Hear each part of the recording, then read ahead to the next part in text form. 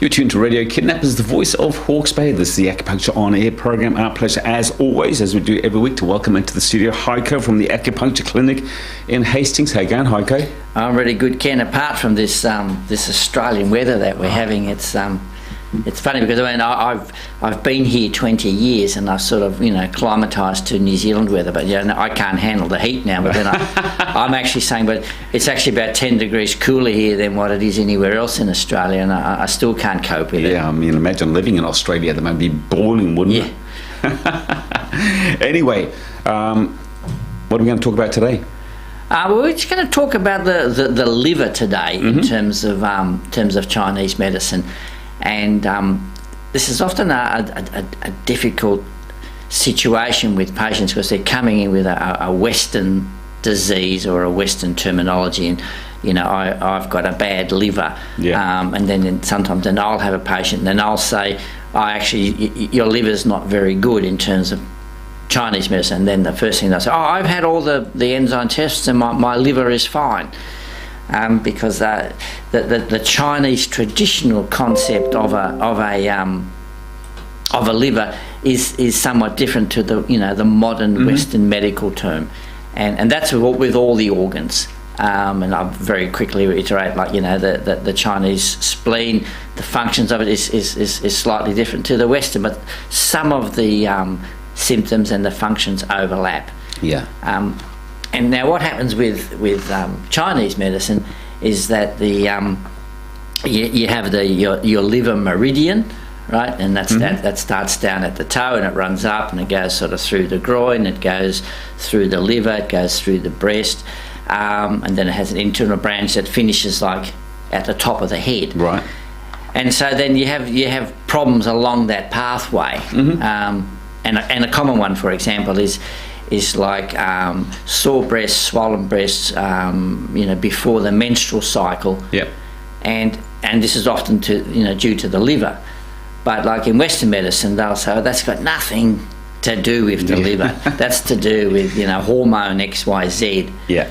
And this is where you get that confusion with dealing with Western idea and then correlating it back to a traditional concept. So that's where you said in your notes that we have two livers. Yeah, that's probably the nice way to explain it. You have your Western one, and then you have your Eastern one.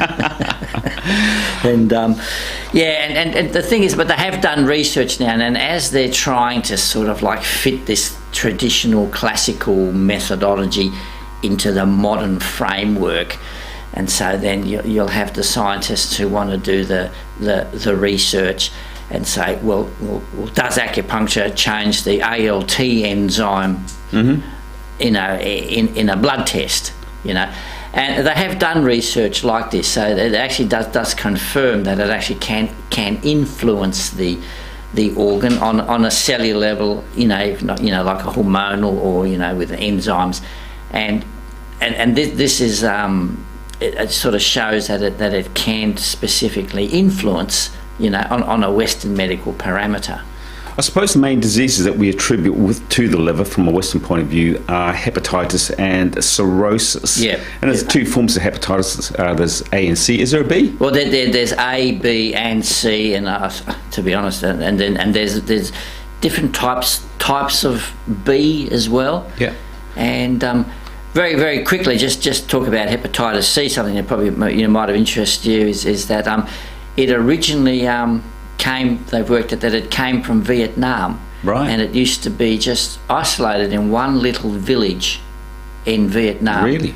And then the French soldiers got it there, and then they took it back to France, and then they, it was maybe 10 years after they started to notice it in Paris, and then they were able to sort of to backtrack it, and now of course it has spread like all around the world. And it's the type of virus that it tends to take like 20 years or so before it really starts to affect you. What happens with hepatitis? I mean, if you've got hepatitis A in the main, I think it takes about 6 weeks to get over, doesn't it? Yeah, the A one, but the B one, of course, is much more serious, and that's why the Western medical people in hospitals are so worried about Hep B, and because it's particularly an easily transmittable virus in terms of, with blood and so forth. Whereas like the HIV virus, it tends to die outside of the environment. Like if it bleeds and a microsecond later the virus is dead. But the Hep B virus could actually last for up to 7 days. Wow, that's and that's why sometimes they found that young kids in primary schools would ever have gotten it because they've cut themselves or something, and then I don't know, it's in the sand or in the playpen or somewhere, and it goes like that. Of course, you're going to say that acupuncture can help. Yep, and can it help more quickly than traditional medicine? Well, to be honest, there's not a lot of effective treatment from a Western medical point of view for hepatitis B. I mean, they don't have a drug or something that just can automatically, kill the virus. And one of the main worries about having hepatitis B, that it can lead to cirrhosis of the liver, which can then lead to cancer of the liver. So that's what they worry, and then they will keep measuring the enzyme levels and the function and so forth of that. And that's why with the acupuncture, I mean, it's particularly good for for managing the health, because it's not like the acupuncture point kills the virus, but it keeps your body healthier, so that you can have the fighting energy, if you like, to stay on top of the condition. Chinese medicine, we basically equate hepatitis B, we call it damp and heat in the liver, and that particular condition, I mean, was already documented hundreds, if not 1,000 years ago, mimicking the signs and symptoms of the modern day hepatitis. Yeah. Interesting point that you mentioned there about managing the disease, and if you've got cirrhosis of the liver or parasithical cancer of the liver, that's what my father died from. Does acupuncture or herbs, does that just manage the disease, or can it help reverse the disease? Yeah, again, that's an interesting question. I don't want to give extra optimism that it can certainly reverse the disease more quickly. But there are many cases of in China with long-term therapy with acupuncture and herbs. I mean, you might be talking 2 to 3 years of treatment, and then it actually has knocked out the virus. But this can actually happen on its own accord as well. Right. So it's you'll find that some people are more prone to more serious problems with hepatitis than others. So the liver's a big deal, really, isn't it, as far as acupuncture goes? Yeah, and the other thing now, with just want to mention about the Eastern liver. Yes, let's talk about that. Yeah, and see, Chinese medicine has always placed organs. There's like 5 sort of main organs, and the liver, the spleen, the kidneys are sort of like 3 of them, for example. Yeah. And then we say that each of those organs, it controls various other aspects of the body. Now, one of the things with the liver, we say it controls the ligaments and the tendons. So if you have any problems with ligaments and tendons, / even an injury, stiffness, these type of things, you can actually treat the liver to treat those symptoms. Yeah. Another aspect with the liver, as I mentioned, that the liver goes to the top of the head. So we say you can have a liver type of headache. So that we use acupuncture points, say, on the liver meridian to treat that. Another aspect with the liver is that in terms of the emotional aspect, we say each major organ is in charge of a emotion, and with the liver, it's anger. And anger includes irritability, impatience, hatred, violence. And so I used examples. You just think about that, the angry young red-faced man that's just had too much alcohol, and then what does he want to do? He wants to go out and fight and be angry. Yeah. And this is because the liver will be a little bit imbalanced to begin with, and then the alcohol just fuels the imbalance. And I think you and I both know that sometimes you just meet people and you just say, look, she or he, they're always angry. It's like, it doesn't, they're because, and that's their liver. And then, of course, you try to talk to these people, and you say, "I'm not angry." Just an interesting point. We spoke to one of your colleagues from Melbourne a couple of weeks ago. Sahal, Yeah, and we were talking about using acupuncture to help with psychiatric problems. Is this what he would be doing? He would be treating via the liver? Particularly for many of the conditions. But again, there's a whole host of mental, emotional things, including, worry, anxiety, and depression and sadness. So there's other organs that can be involved, not necessarily just the liver, but certainly the liver is a main one. So where are we at when we come and see for a bit of the old needle? Where's the needle going? Is it going in and around the liver area, or is it going on top of your head or on your toe, or what? You tend to not do much particularly deep needling around the main organs for obvious reasons. Is that you don't want to be piercing a liver or something like that. And particularly like one of the points we do for the liver, you don't needle it very deeply, but predominantly we still do what we call distal points, and like, for example, one of the big points that we have for liver problems is between the first and the second toe down in the foot. Wow. And that's like it's a big liver point, and can be used for headaches, can be used for depression, can be used for feeling irritable.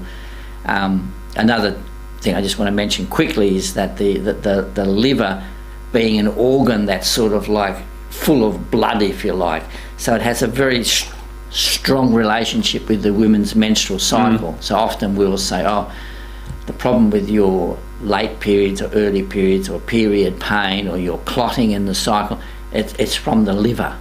And that's why classically many women will comment that just before the menstrual cycle they feel either flat or depressed or irritable, not being able to control it, because that's the liver energy not being able to function properly.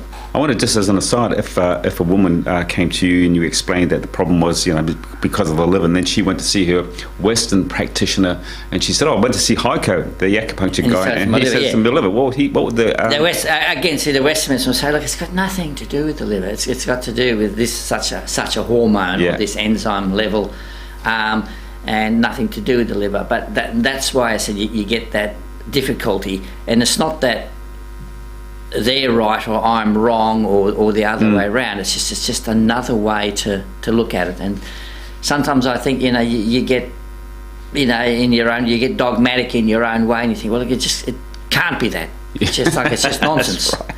Yes. It's a bit sort of like, well, we were there first. Yes. Right. So we said that's what it is. So do you ever acquiesce and say, yeah, well, those Western guys have got a point?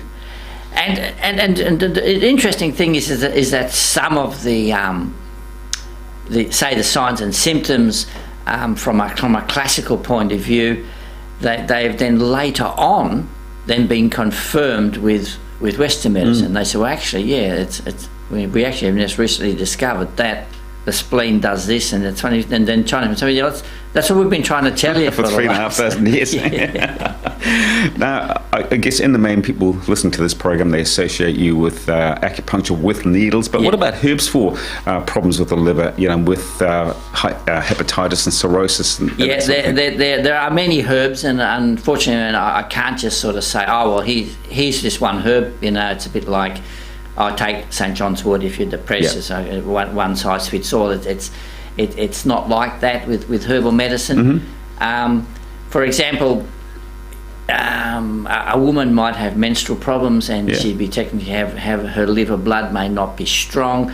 So one of the herbs we might give in the formulation is Dongguai Angelica root, which you can buy in the health food store as a single herb, but a Chinese herbalist wouldn't prescribe it as a single herb, but be in combination.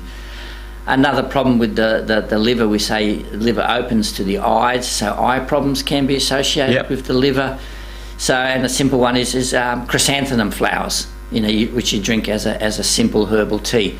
And often you'll find Chinese people, particularly in like the springtime when the winter weather and summer comes up, they start drinking a bit of chrysanthemum flower. Do you find? Go on. Yep. Do you find that the needle is more precise in treating people? I mean, there's a spot there on that meridian, whereas herbs are a bit more hit and miss. That you mentioned that there's probably thousands of herbal remedies. There is, but there's also hundreds of acupuncture points too. And I mean, as I said, when I mentioned that one acupuncture point, that's one of many that could be used. I mean, there's 14 acupuncture points on the liver meridian itself, but then there's also another 100 points elsewhere that treat the symptoms that are associated with the liver. So it's not just one size fits all. Sure. And this is unfortunately where the science they want it to go, because it's like, you know, they have this drug for this symptom for this thing. So then they think, well, if natural medicine is going to, well, we want the same. We want, you know, one herb to fit all thing, but it just doesn't work like that. What came first, the herb or the needle? That I can't say. I mean, I think they just evolved around the same time. Sure. So you would find that, you know, I think it's 5,000 years old. They've already found inscriptions of people had been scratching onto tortoise shells, rough drawings of a man with the acupuncture channel and points, but also, you know, drawings of a leaf or a root or something around the same time. So I think you can't say that one came first. One, you know, they sort of both came around at the same time. Now, we associate, of course, the liver with alcohol. Do you ever prescribe some of your herbs in alcohol? That's right. You probably would want some of those, would you? No, we do actually have a lot of the tonic herbs. Something, say, like ginseng, or there's another one called Hershau Wu, Polygonatum multiflorum. And the herb is put in a big jar, and then it's usually put with a strong type of alcohol, such as brandy or Chinese rice wine traditionally, and so that the aspects of the herb go out, the constituents, and go into the alcohol, and then you would maybe have like a teaspoon of that herb in the evening or something, like, and there's a very small, and that, you know, it'll look dark and, you know, like the colour of the herb. Yes, indeed. Very interesting. We're just about running out of time now. You've got another great song coming our way. I say that humorously. Just remind our listeners, we want to come and see you. Where are you? In 206 Charles Street in Hastings. But have a look at my website, which is acu123.co.nz. That'll be up there on the YouTube link as well for people to have a look at. Lots of information there about different diseases and how does acupuncture work. And to finish off, we've got a great song and a band or a person, 100 Waters by Blanket Me. Never heard of them? Never heard of them. But I can tell you they are an indie rock, electronic, art rock folk band. Got together in 2011. So they got all the genre all together. Got everything covered. Yeah. And they've had 15 albums, so it's been, although, you know, only been around for 8 or 9 years, but yeah, obviously pumping out the sounds. Yeah. And this will be the first time that first time I've ever heard of them, and first time I've ever heard this song. Do you like it? Yeah, I do. I like it. Yeah, it just has that sort of weirdest collection of albums. Good on you, Heiko. As always, a pleasure. Look after yourself. Okay, all the best. Cheers.